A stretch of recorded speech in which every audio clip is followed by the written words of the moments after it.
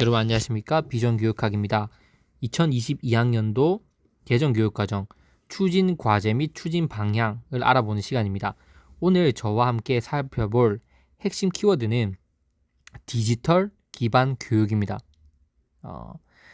임용 서술형 시험을 보시면 아시겠지만 위키드, 백과사전과 관련된 어떤 거라든지 아니면 온라인 학습 환경을 설계한다든지 그런 부분들이 지속적으로 출제가 되고 있습니다. 그만큼 이 디지털 기반을 바탕으로 한 교육이 점차적으로 중요해지고 더 나아가서 22학년도 개정교육과정에는 그걸 더 강조하겠다. 이런 마인드를 가지고 있는 거죠. 그러한 관점들이 시험에 반영돼서 나오고 있었다는 겁니다.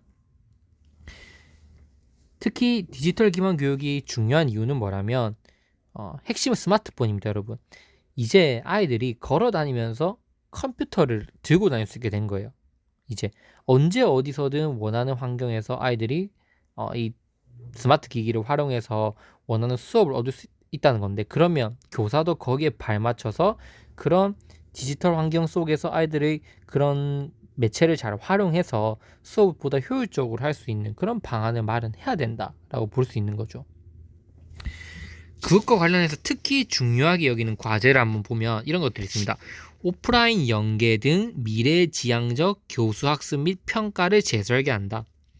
온라인과 오프라인을 연계하는 학습을 추진한다는 거죠. 이거 정말 시험 문제 나올 수 있는 1순위라고 보이지 않습니까, 여러분? 온라인 수업과 오프라인을 연계할 수 있는 방법, 그리고 디지털 기반 삶의 학습과 연계한 공간 구성 및 재구조화. 그러니까 디지털 삶을 바탕으로 이 디지털 삶을 살아가는 것과 그리고 학습, 그러니까 아이들이 살아가고 있는 삶 그 자체와 학습을 연계하는 것을 바탕으로 한 공간과 구성을 재구조하겠다는 겁니다. 여기 안에서 제가 중점적으로 보는 거는 바로 두 가지입니다. 추진 방향을 보면 이것들을 현실화하기 위해서 첫 번째로 도입해야 될 건 뭐로 보고 있냐면 온라인 교과서를 도입해야 된다고 추진 방향에 적혀 있습니다. 이게 진짜 이제는 중요해진 겁니다. 예전에는 그냥 꿈과 같은 말이었다면 어렸을 때 그런 얘기 해보시지 않았습니까? 이제 뭐 책으로 교과서 받지 말고 그냥 종이도 낭비되고 하니까 스마트 기기도 다 있고 하면 이제 PDF 파일이나 이런 거를 받으면 되지 않냐. 맞습니다. 이제는 온라인 교과서를 도입하겠다고 정부에서 지금 선언을 하고 있습니다. 그럼 여기에 더불어서 온라인 교과서, 즉 디지털 교과서가 가지는 장단점을 한 번쯤 우리가 생각해 볼 필요가 있다는 거죠. 이게 2007 옛날에도 이걸 도입하려고 했었던 적이 있습니다. 그런 자료들이 있어서 제가 찾아왔고 밑에 여기 첨부를 했습니다. 디지털 교과서의 정의라고 하는 거, 디지털 교과서의 장점과 단점을 어느 정도 정리를 해놨습니다. 그래서 물론 이런 부분들이 시험에 나오면 어렵지 않게 쓸 수는 있겠지만 한번 생각해 놓고 시험장에 들어가면 훨씬 더 유사한 부분이 나왔을 때 효과적으로 우리가 쓸 수 있겠죠. 그래서 이 내용들을 활용하면서 한번 써보시기 바랍니다. 자, 그 다음 핵심은 이거죠. 디지털 기반 교육과 관련해서 임용교육학 시험에 나올 수 있는 건 뭐냐? 제가 제일 강조하는 출제 1순위는 자원 기반 학습입니다.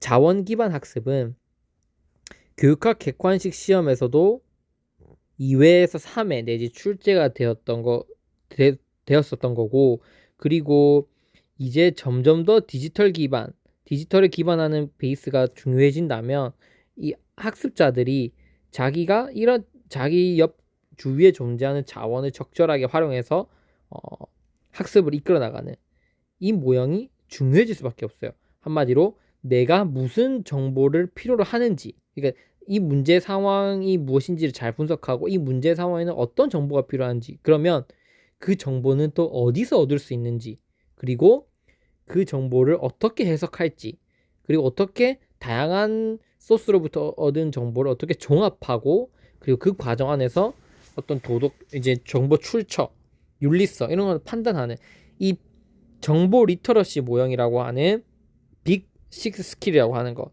이거는 진짜 중요해지고 있습니다, 여러분.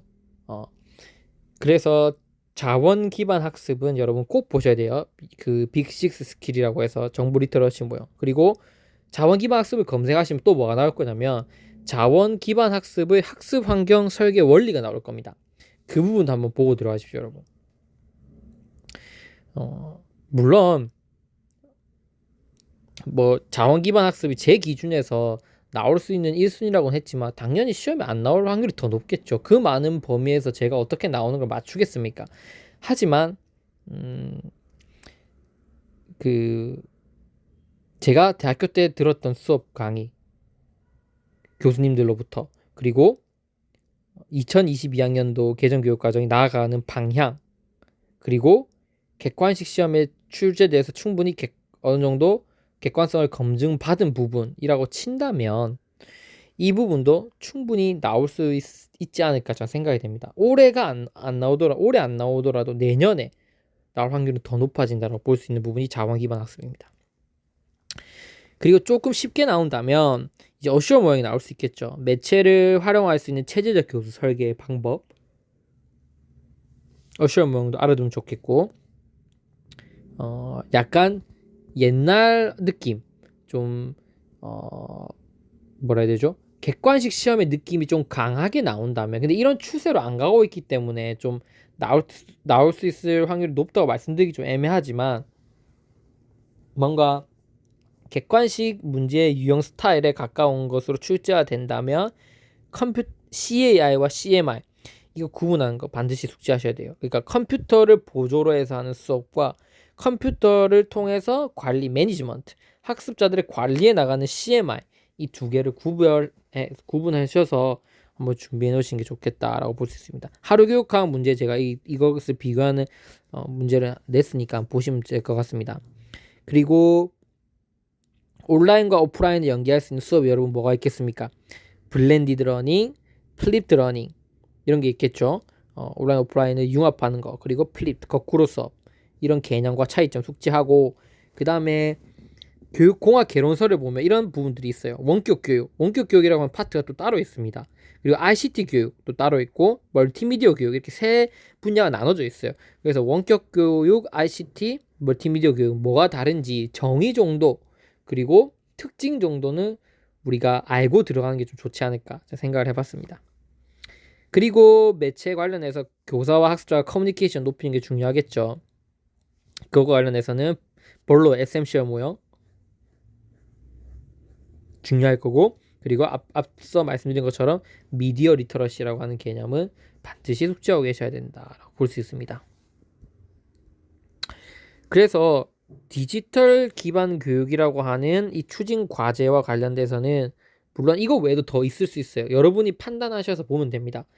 근데 제가 일단 기본적으로 딱 머릿속에 떠올랐던 부분과 파트들은 이런 영역들이 있었다라고 여러분들이 생각을 해주시면 될 것 같습니다. 그래서 제가 말씀드리는 이 부분과 여러분들이 공부하셨던 교육학적 내용, 그것들을 종합하셔서 대비하신다면 크게 이번 시험 어렵지 않게 풀 수 있지 않을까 그렇게 생각을 합니다. 자, 다음 강의에서는 뭘 살펴볼 거냐면 개별화, 학생들의 다양성을 존중할 수 있는 교육, 맞춤형 교육, 그거에 대해서 한번 살펴보도록 하겠습니다. 네, 감사합니다.